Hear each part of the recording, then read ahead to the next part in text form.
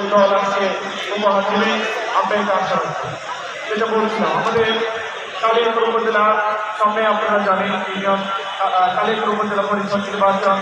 সেই নির্বাচনে ইতিমধ্যেই উপজেলা চেয়ারম্যান পদপ্রার্থী হিসেবে আত্মপ্রকাশ করেছে আমাদের আজকের অনুষ্ঠানে সম্মানিত প্রধান অতিথি এবং আমাদের এই টুর্নামেন্টে প্রধান স্পন্সর আমাদের প্রথম পুরস্কার ইতিমধ্যেই দিয়েছে, যেটা আপনারা জানেন।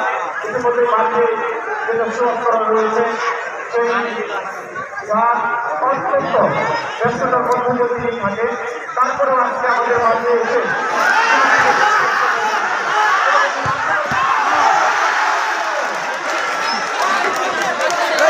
কোনটা গেছে